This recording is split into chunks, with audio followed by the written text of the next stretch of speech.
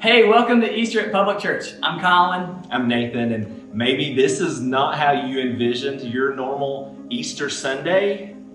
Well, maybe Colin did, but How dare you? This is exactly how I envisioned Easter. I did not, however, envision that we'd have to be meeting digitally in your homes. I didn't think we'd have to record hosting through the week and worship throughout the week. I didn't think that Todd would be the only one that gets to go live on Sundays, but here's what the thing is. I'm excited we get to worship together. I'm excited we still get to be together for Easter. And if you're a guest today, thank you for joining us. We would love for you to download the Public Church app. You can find that in your app store by searching for Public Church. And that just gives you an opportunity to learn more about us and to get better connected as you fill out a Connect card. Yeah, so this is one of those times where I think that a lot of the news we're getting is negative.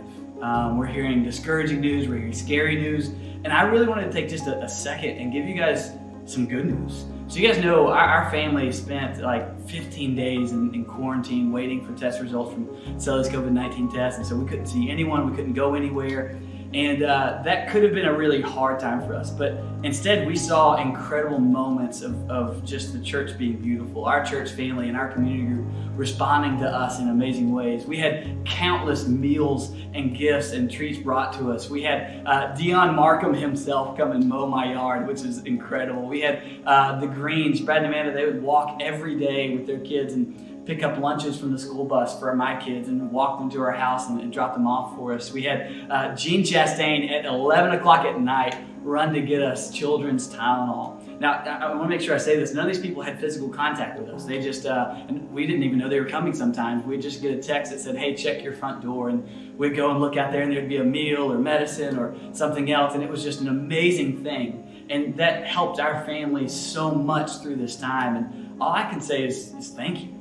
Thank you for being a public church. Thank you for caring even when things are not easy and for giving us good news to share. See, these are just a few examples of what a community group is. It's a group of people who decide to do life together authentically and care for one another and really be an extended family. And our groups are still meeting each week through Zoom. It's a time just to get together, to talk together, to pray, to study the Bible. And in fact, this past week, we had our highest ever recorded attendance for our community groups. So this is a great time for you to join one. And you can do that today by opening the Public Church app, then clicking Home and click Connect. And you can see an entire list of our community groups for you to look through. And you can even request to join one this week. Now, we want to worship God through our giving, and when you give, it allows us to remain connected this way during this time. And on Easter, we want to encourage you to look at how Jesus gave sacrificially and generously. And in fact, we can read about that in Romans 5. It says, "For while we were still weak, at the right time, Christ died for the ungodly. For one will scarcely die for a righteous person. Though perhaps for a good person, one would dare even to die. But God shows his love for us, that while we were still sinners, Christ died for us." We want to invite you today to give just as Jesus has given to us generously.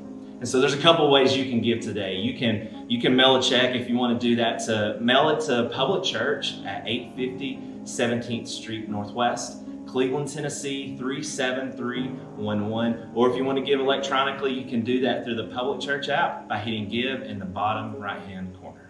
All right, I love our tradition of giving you guys questions to talk about while you're giving. So ask this question, answer it with your family, answer it in your Facebook party if you had the correct essential oils, or if you'd like to, you can even comment live. So here's our question for this week. If you could have lunch with a single famous person this week, who would you choose? For me, without a doubt, Martin Short. Absolutely. For me, it would have to be Colin Cook. Aww, we love you guys.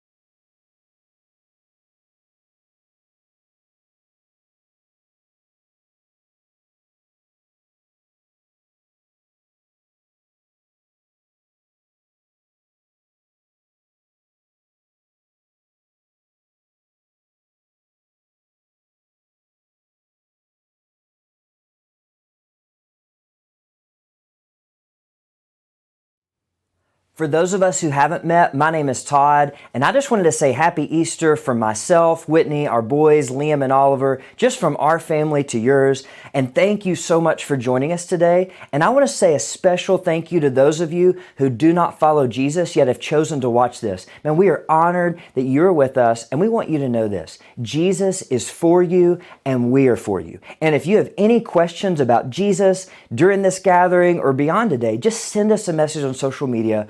We would love to talk. So just want to ask this question. When you think about Easter, what comes to mind? So when you think about Easter, what comes to mind? For me, I think springtime, bright colors, bunnies. That can be a little controversial. Okay, we'll get to the bunnies another time. But springtime, bright colors. I mean, these are the things I think about. I think about dressing up for Easter. So for me, I love to wear a sport coat on Easter to honor the tradition I was raised in. And to be honest, I just really like sports coats and look for really any excuse to wear them. But for some of you, maybe like Colin, you just saw in hosting, who's rebelling against the tradition he was raised in by wearing his PJs on Easter. Hey, either way, it's fine. Easter is supposed to be bright and happy. Yet why do we feel darkness this Easter? I think about my good friend Scott Ford, who's mourning the first Easter without his mama. You know, we got to honor her in her funeral just a few weeks ago, and it's so fresh, and this is the first time that Scott's had to face this holiday without his mom. And it's undoubtedly, many of you are thinking about people who aren't here on Easter. And then we just think about COVID-19, the darkness that it has introduced into the world, the fact that a lot of us are facing death and disease. We think about job loss.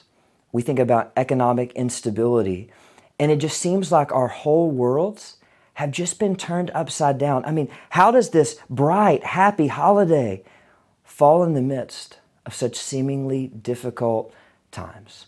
And look, these hard times aren't just limited to adults. Kids, you're facing this too. You used to go to school, many of you, and now you're homeschooled. You used to be able to hang out with your friends, and now you can't do that, and you're stuck with your parents, and your parents are stuck with you. That goes both ways. And then you guys are smart. You can pick up on the fact that your parents are just more stressed than usual, and maybe even your mom or dad lost their job. These are just tough times, and the experts, they're consistent in saying that it seems like it's going to get worse before it gets better. On Johns Hopkins' website earlier today, we're approaching 1.8 million cases, over 100,000 deaths worldwide. I mean, we are just in the midst of darkness, and that can lead us to ask some questions like this. Where is God? Is he asleep? And if he is, could somebody please wake him up? It seems like God is just silent. And maybe even some of you are going, look, this whole lack of activity and lack of seeming presence from God just proves what I've suspected all along, that he doesn't even really exist. These are things that can be going through our minds in seasons like this. And I want to let us know that 2,000 years ago, there were a group of people that were asking some very similar questions. God seemed silent to them. And in fact, they were asking this question, is God dead? I think if we could talk to some of them, some of the eyewitnesses there would have looked us in the eye and said, look, hey, I just saw the guy who claims to be God murdered. I saw him executed on a cross, a Roman tool of just horrendous execution and torture. I think I just saw God die. What do I do? What do you do when you think you just saw God die? And so I think their story can help ours. And look, I'm not going to pretend that we're going to get into all the depths of these questions in our short time together today. But as we look at the resurrection story from the point of view of people who are asking some of the same questions that we are asking, I think we can find some direction for which to ask our questions. Now, to do that, the first thing we need to understand is that 2,000 years ago, no one expected a resurrection. The whole narrative just tells us this. We're actually going to be in Matthew's eyewitness account, and we're going to start in chapter 27. And if you were to go back and read about the death and the burial of Jesus, you would understand nobody expected a resurrection. Just to take one verse, just to prove this, is Matthew 27:56. It says, at that point, and here's the point. Jesus just let himself be arrested. And so at that point, all the disciples deserted him and fled. So Jesus is arrested and they're gone. Look, they're smart enough to know that if they arrested Jesus, guess who's next? They are. And they didn't sign up for this. They signed up to follow a Jesus whom they thought was going to roll into Jerusalem, declare himself king, overthrow the oppressive Roman Empire, and they were going to get to rule with him. That's what they signed up for. They didn't sign up for a guy who was going to let himself be arrested and let himself be killed. But that's what happened. And so they're gone. They run off. Here's what the disciples did not do. They didn't abandon Jesus to go huddle up and count down for 3 days until he rose from the dead. No, they thought it was over. The disciples left, but some of those followers stayed. In Matthew 27, right after Jesus dies, he tells us that there's some people who were still around. Verse 55, and many women who'd come from Galilee with Jesus to care for him were watching from a distance. Among them were Mary Magdalene, mother, the Mary of James and Joseph, and Mary, the mother of James and John, the sons of Zebedee. See, the women stayed. And Matthew actually gives us the name of two of these women. He gives us a way to distinguish the other woman. If we look down in verse 61, we understand that Mary Magdalene and the other Mary actually followed Jesus all the way to his grave. We'll get to that later. But know this, they did not expect a resurrection. In fact, in two other accounts of Jesus' life, in Mark and Luke, they both tell us that what these women did is they went and they bought embalming spices and ointment to embalm Jesus. And I'm just wondering, would you spend your hard-earned money buying embalming supplies if you thought Jesus was going to rise from the dead? The answer is a resounding no. Nobody expected a resurrection. And when we understand that, what Matthew writes at the end of verse 27 is actually laced with irony. Here's what he writes, verse 62. The next day on the Sabbath, the leading priests and Pharisees went to see Pilate. They told him, "Sir, we remember that the deceiver once said while he was still alive, 'After 3 days, I will rise from the dead.'" Here's what's ironic. Jesus' words are impacting his enemies more than his followers. Like his followers, they're hopeless. A lot of them ran off. Even the women who stayed, they're like, hey, he's dead for good. We need to embalm him and do this right. But yet, these guys that were the opponents, they're going, hey, he did say he was going to rise. But they did not expect a resurrection. In fact, it keeps going and they say in verse 64, "So, we request that you seal the tomb until the 3rd day. This will prevent a resurrection? No. This will prevent his disciples from coming and stealing his body and then telling everyone he was raised from the dead. If that happened, we'll be worse off than the first." They don't expect a resurrection. They're worried about the disciples pulling off some elaborate hoax where they steal his body and claim that he rose from the dead. But look, let's give some ancient people some credit. They understood, just like we do in modern science, resurrection is impossible. And just know this, Jesus followers, we agree with ancient and modern scientists. Resurrection is impossible. But here's what we believe. We believe that the God who created the laws of nature and who exists outside of them has power even over death. And with Jesus, he did the impossible. Come on. I'm getting ahead of myself. There's one more thing we have to understand. I think sometimes we can mistakenly view Sunday morning almost like we think about when Hank Aaron hit his 715th home run. I got to give a shout out to Dylan Standifer. Go follow him on social media because he posted something this week that just caught my attention. Dylan plays baseball at Lee. He was an all-state athlete in baseball and football at Bradley with us. And man, I just love Dylan. And this week he posted basically what was a recap of when Hank Aaron hit his 715th home run. And man, the crowd goes wild. Everybody's anticipating it and they mob him at home plate. And honestly, I think that's how we can view the resurrection sometimes.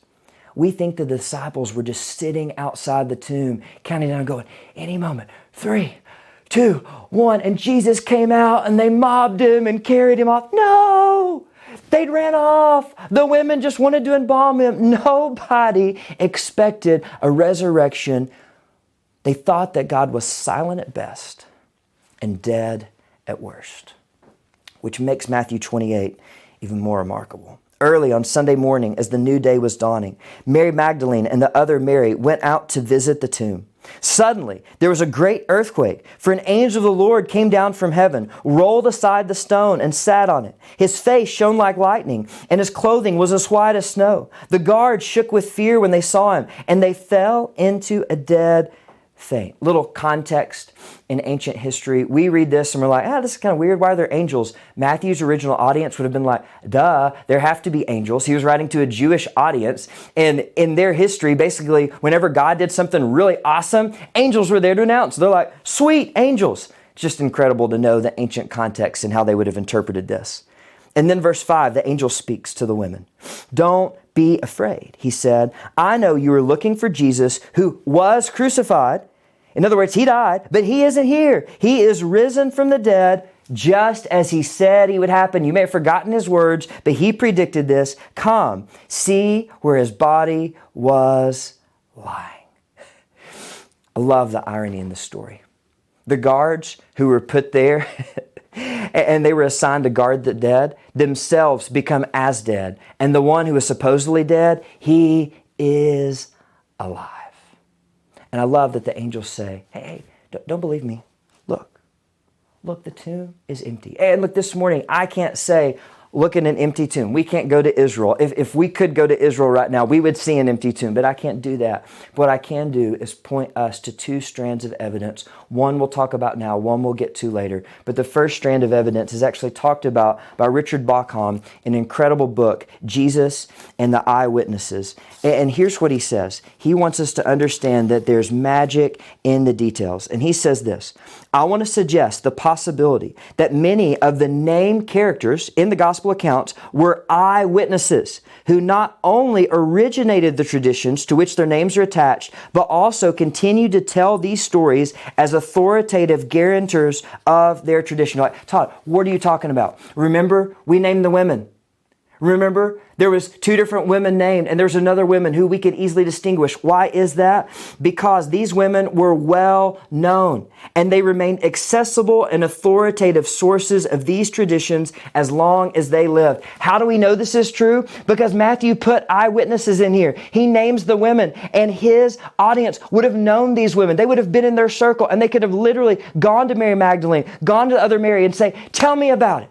Tell me when you saw the empty tomb. So we can trust that this is accurate, that this is history.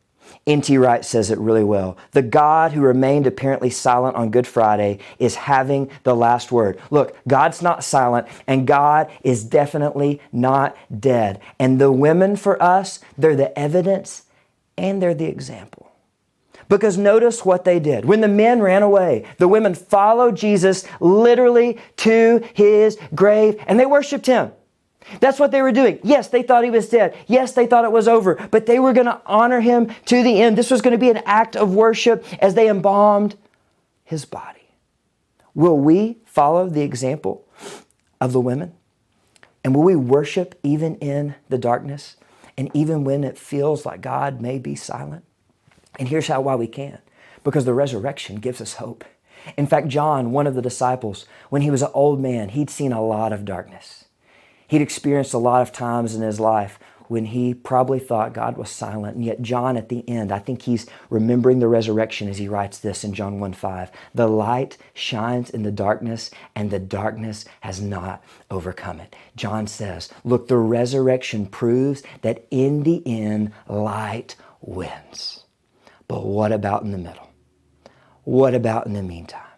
What about this Easter season when it seems like there's darkness everywhere? Let's follow the example of the women and worship anyway, even in the middle of our doubts and questions. And public worship is going to give us the opportunity to do just that right now. I'm going to come back and finish the talk, but before I do, they're going to lead us in a song called Oh Praise the Name. One of the things I love about this song is that at the end of the first verse, Jesus is still in the grave. Jesus is still dead. Yet we continue to sing, oh praise the name of the Lord our God. Oh praise his name forever. Because just like the women, we can praise him in the darkness, in the middle, knowing that in the end, light wins. So right where you're at, I just invite you to stand and sing.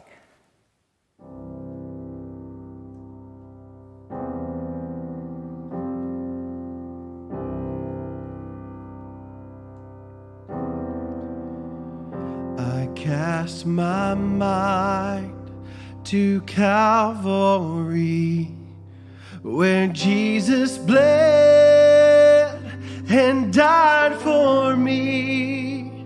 I see his wounds, his hands, his feet, my Savior on that cursed tree. His body bound and drenched in tears, they laid him down in Joseph's tomb, the entrance sealed by heavy stone. Messiah still and all alone. Oh, praise the name of the Lord God. Oh, praise his name forevermore. For endless days we will sing your praise. Oh Lord, our God. Then on the third, at break of dawn, the Son of Heaven rose again. Oh, tremble death, where is your sting? The angels roar for Christ our King. Yeah, oh, praise the name of the Lord God. Oh, praise his name forevermore. For endless days we will sing your praise. Oh Lord, our God. He shall return in robes of white. The blazing sun shall pierce the night, and I will rise among the saints, my gaze transfixed on Jesus' face.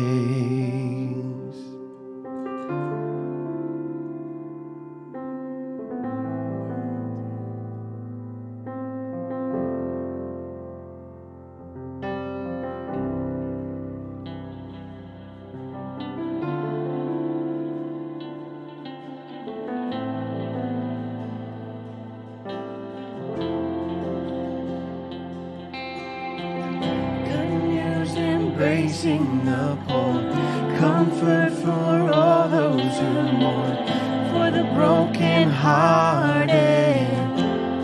We sing louder, release from prison and shame, oppression turning to grace for every cat. Oh, we sing louder, restoring sight to the blind, breaking the curse of the night for all in darkness. Oh, sing louder, proclaiming freedom for all. This is the day of the Lord, beauty for ashes. Let there be light. Open the eyes of the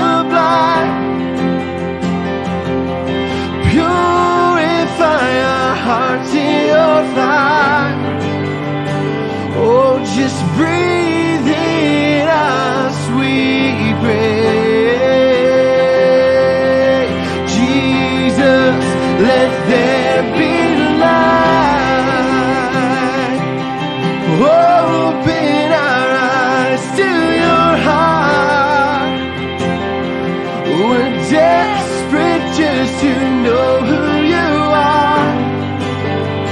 So just shine in us, we pray. Jesus, oh, praise the name of the Lord God. Oh, praise His name forevermore. For endless days we will sing of praise. Oh Lord, our God. Oh Lord, our God. Yeah. Oh Lord, our God.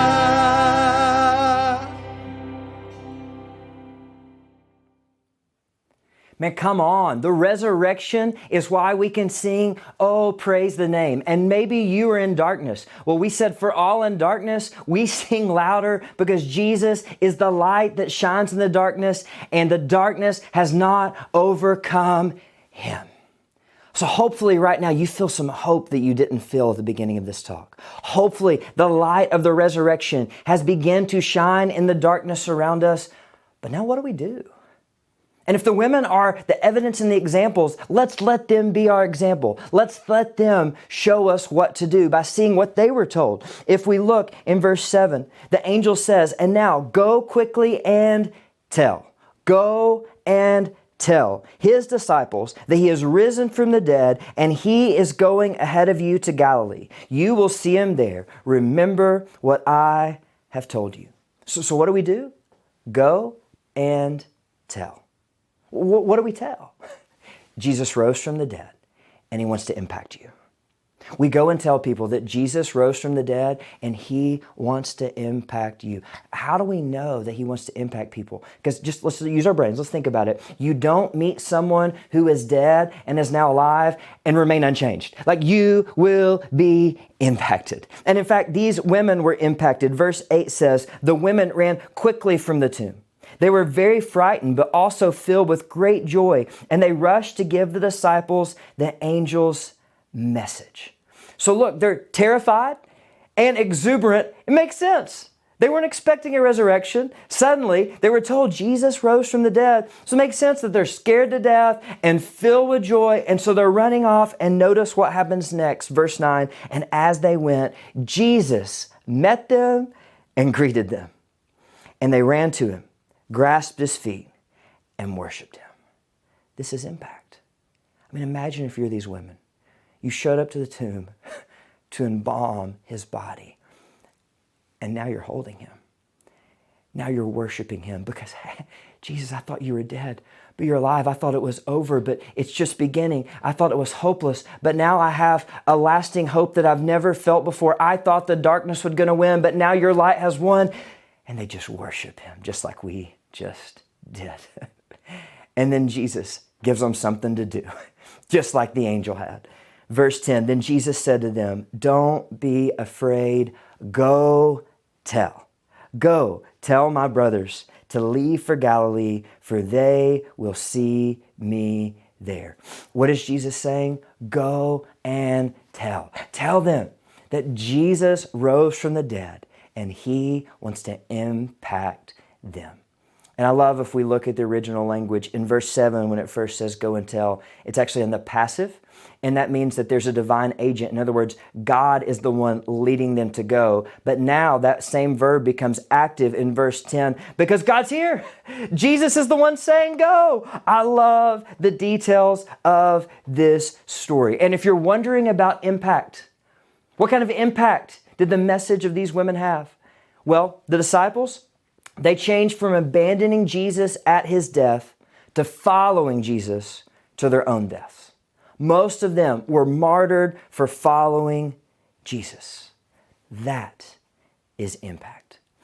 And once again, the women are the evidence and the examples. If you're still going, man, I can't buy into this supernatural event called the resurrection, just know this. No invented story in this culture would have assigned the role of premier and first witnesses to women. Because even in Jewish law, women were not respectable witnesses. Nobody would have said, hey, let's make up a story. Let's let women be the premier and first witnesses, because everybody will believe that. No, nobody would believe that. This is actually ridiculous in this culture, and that's why we know it's true. Nobody would have made it up. And ladies and young girls that are watching this and that want to grow up and be leaders, know this. There is a place in the Jesus movement for you from the resurrection. He said, you are valuable. In other words, at every level of society, no matter how you categorize yourself, Jesus died for you. He rose again for you. And He gives us all the same mission to go and tell, adding value to every single one of us. So the women did. The women went and told, will we? For those of us who don't follow Jesus, will we go and tell, even as the darkness is still around us? Will we go and tell, even in the midst of our questions? Will we go and tell, even in the midst of our doubts? Because when we go and tell, Jesus will change lives. And look, verse 8 that described the ladies, it may describe us. It says they were frightened and filled with joy. As we're going to tell somebody about Jesus, we may be scared to death and filled with joy. That's okay. Let's still go and tell, knowing that Jesus is with us. Let's tell them Jesus rose from the dead and He wants to impact you. A question: why would anybody believe that Jesus wants to impact them? Well, we've got to let them see and hear how Jesus has impacted us. You know the overarching message of the empty tomb, in my opinion? It's actually right here. Jesus changes everything. Jesus changes death to life. Jesus changes darkness to light. Jesus changes hopeless to hopeful. And Jesus is changing everything in me. These women, they were not the same. And they were able to go say, look, Jesus rose from the dead and He wants to impact you because Jesus changes everything, and look how He is changing me. So what we want to do is we want to be able to tell our Jesus changes everything story. So the action today is that we actually write our story. So some of you guys responded to our social media request for you to send in your name and address, and we actually mailed you this card. If you got this card, this is the time to grab it and grab a pen. I know that not all of you saw that. I know that not all of you were able to respond by text. So look, just grab a free device that you have, grab some card, because we're going to have a moment to begin writing our Jesus changes everything story. Before we can go and tell, we must get prepared. And I just believe that if we prepare, God will give us a way to share. But we need to prepare. And we need to write our Jesus changes everything story. So here's really 3 categories for us as we write, and we're going to get started in just a moment. The 3 categories would simply be this: pre-Jesus, what my life was like before Jesus, the moment of surrender, and then how Jesus is changing everything. Pre-Jesus, the moment of surrender, and how Jesus is changing everything. And I recommend that you start with that first story, your initial moment of surrender. But then there are so many versions of this story for those of us who follow Jesus, because Jesus continues to change us. The women would have talked about how they met the risen Jesus, and then they went and told they were forever changed by Him. I think about Cameron and Dana Ballou. For you guys writing this story, you're probably going to start in somewhere around November of 2017, as Public Church went through a series called Poured Out, and we talked about fostering and adopting, and you really felt Jesus lead you to foster.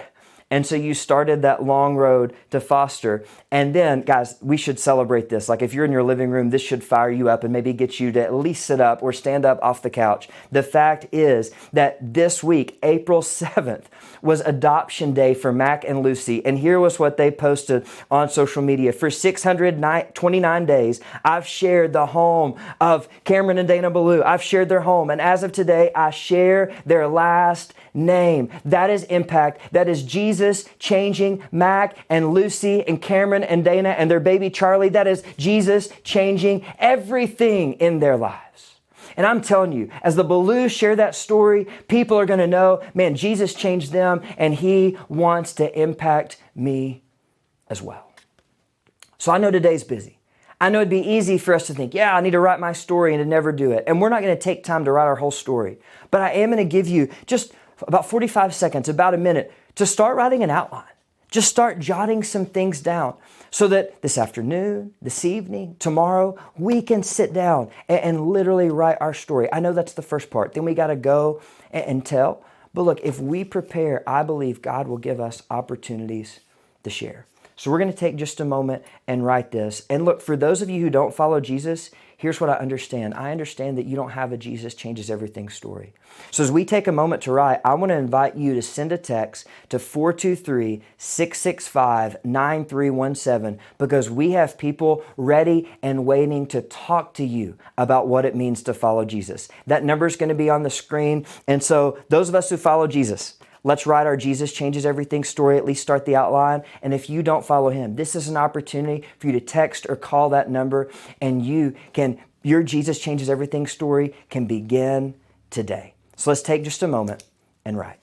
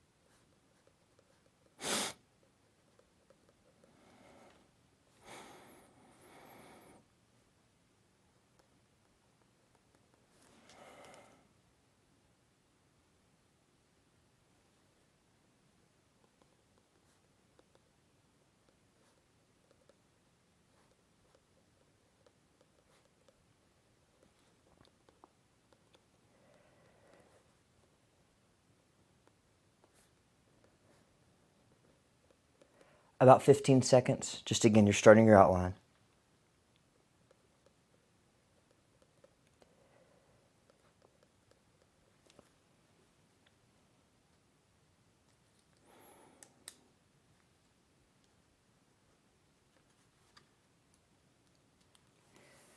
I love that we started today's talk by discussing the fact that often God seems silent, and we're ending our talk by finding our voice to go and tell. And you may be saying, Todd, how am I going to go and tell when I'm stuck at home in quarantine? Look, let's be creative. Maybe you want to take your story and post it on social media. Maybe some of you say, you know what, Jesus is changing me like every week, and so I'm going to post something new on social media every week, an update of how Jesus is changing me because I want to go and tell. Maybe you just keep this card beside you, and when you're on a phone call or in a Zoom, you're going to have an opportunity to tell somebody about Jesus. I just believe that if we prepare, God will give us an opportunity to share. The women, they're the evidence and the example. And just like them, we can go and tell people, Jesus changes everything. He rose from the dead, and he wants to impact you. And to inspire us to write our stories and to go and tell, 3 people in our church family actually recorded and sent in their story. Ren Parker, Josh Estrada, and Tiffany Sherlin. So we're going to end our gathering today as those 3 just share their story for us. And then after that, public worship is going to come back up and lead us in 2 powerful songs. So I just invite us, let's be inspired by these 3 stories. And then when they finish, let's stand and sing about the Jesus who rose from the dead. So Ren is going to get us started. My name is Ren, and I'm 5 years old. Can you tell us about when Jesus into your heart? I grabbed my microphone, and then I said something. Can you tell us what you said? I said, this is a worship theme. Doesn't matter what kind of skin, nose, eyes, ears, mouth, dog, family, but it's about God. Jesus, love, in your heart. And what did you do after that? I go to tell my mom, and she came, and I said the same thing. Can you tell us what it felt like to ask Jesus into your heart? Great. And if I asked him into my heart, then you can ask him into your heart. What advice would you give somebody? Like, why should they ask Jesus into their heart? Because he loves you. How did you feel? Great. And he died on the cross for our sins. How does being a Christian make your life different? Awesome. I just love having Jesus into my heart. It changed my life. What are some things that you do now that you're a Christian that you didn't do before? I want to go to church every single day now. And I'm starting to want to read the Bible. And I want to worship all the time. What are some ways that you can show worship? You can listen to worship songs and you can put your hand on your heart, raise your hands, and sing like this. How can you show love to God every day? Listen to worship songs and read the Bible. What do you love about Jesus? How he loves us and he died on the cross for our sins. He wants us in each other's heart. What was your life like before you asked Jesus into your heart? Super bad. I didn't want to go to church. I just wanted to go to school. Actually, I just wanted to stay home. But now I just want to stay at church forever and do worship every single day. Do you have anything you want to say to everybody watching? I wish you have a great life and ask Jesus into your heart too. Bye. Hello, Public Church. My name is Joshua Estrada. Those who know me call me Josh. And when Cody approached me about doing a video, I thought, I'm the most boring guy I know. So with a little coaching and a little coaxing, I agreed. So here goes. I've never been a part of a church that uses the word intentional and authentic and having intentional relationships and authentic relationships in church and wanting to grow spiritually and emotionally. And in the last 5-10 years, I can honestly say that watching God work in my life has been every bit of a miracle. And starting with my son, who was born with a heart condition where he had a hole in his heart, and well, basically we didn't realize until he was 2 that we needed to quarantine him, and which is nothing new to us now. So it prepared me for everything, in that the God I serve cares about our every need and wants to see us through and is in control, even though I personally have a hard time letting go of that control. And seeing that at work at Public Church really galvanizes the decision to come here and stay here. And Todd, with his challenging sermons, just really, I count it a privilege to serve alongside this stellar group of folks that I get to go to church at Public Church. My name is Tiffany Sherlin, and I would love to share a little bit about my Jesus journey with you. So my journey started when I was 4 years old. I woke up one morning and just felt the Lord speak to my heart, and he said, it's time for you to ask me into your life. And so I did, and that started a journey full of ups and downs, including some family issues and health problems, as well as uncertainty and isolation, and just everyday situations. However, those situations made me question my basic beliefs at times, and there was a time where I questioned the goodness of God. But they also opened my eyes and showed me that up until that point, my relationship with Jesus was based on emotions and isolated one-time encounters. So that's where Public Church comes in. They offered me an authentic community where I could partner with other believers and embrace the journey of following Jesus. It was a safe space to explore my relationship with the Lord and grow even through the tough times and questions. So Now I'm growing each day in faith, and I find my purpose in serving and loving others. And I really believe that those trials prepared me in a unique way to be able to serve and minister about God's faithfulness even in these uncertain times.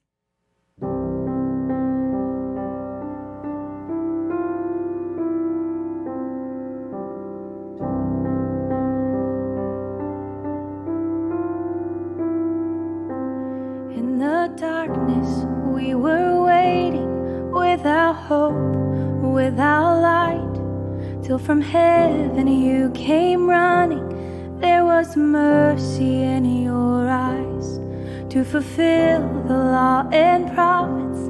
To a virgin came the word from a throne of endless glory to a cradle in the dirt.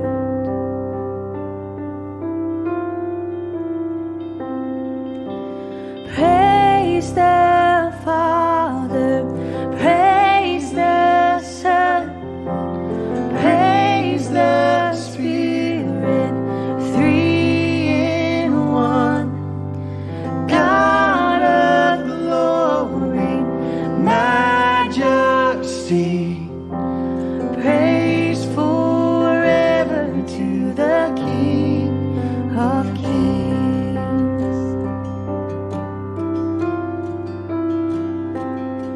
To reveal the kingdom coming and to reconcile the lost, to redeem the whole creation. You did not despise the cross, for even in your suffering you saw to the other side, knowing this was our salvation. Jesus, for our sake you died.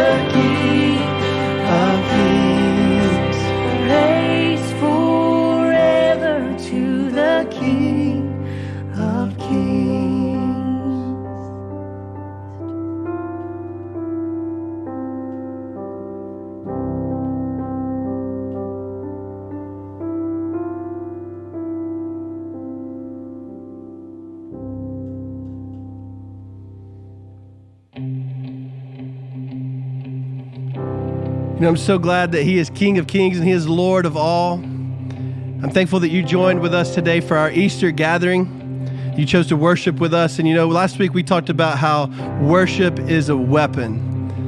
And this song that we're going to sing is a song of joy, is a song filled with faith. And so I just invite you, wherever you're at, to know that in the middle of this storm that we're living in right now, that our God is greater, He is bigger, He's more powerful, and it is under His feet because He is risen. He overcome the grave, so we can have hope in Him. Let's sing together. I raise it, hallelujah, in the presence of my enemies.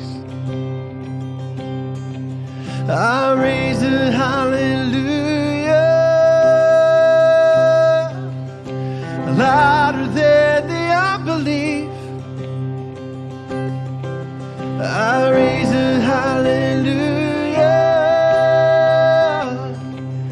My weapon is a melody. I raise a hallelujah. Heaven comes to fight for me. Come on. Oh, I'm gonna sing in the middle of the storm. Louder and louder, you're gonna hear my praises roar. Up from the ashes, hope will arise. Death is defeated, the King is alive. I raise a hallelujah with everything inside of me. I raise a hallelujah. I will watch the darkness flee. Yeah. Oh, I raise a hallelujah in the middle of the mystery. I raise a hallelujah.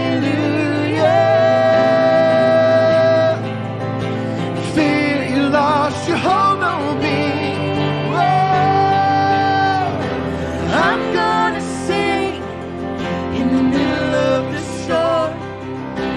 Louder and louder, you're gonna hear my praises roar. Up from the ashes, hope will arise. Death is defeated, the King is alive.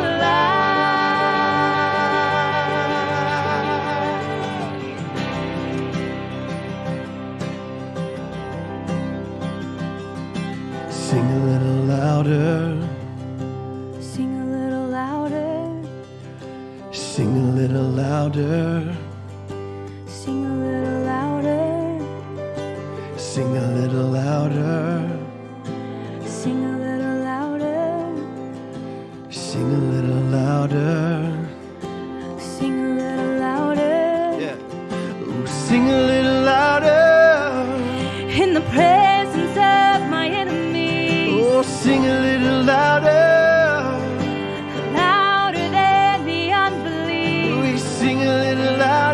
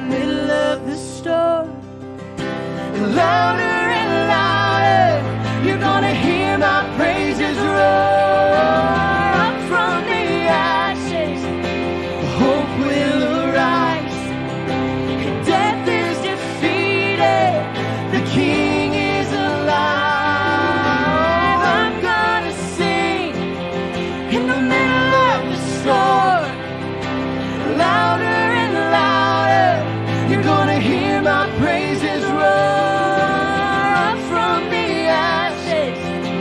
Hope will arise, and death is defeated. The King is alive. Oh, I'll raise a hallelujah. I'll raise a hallelujah. I'll raise a hallelujah. I'll raise a hallelujah.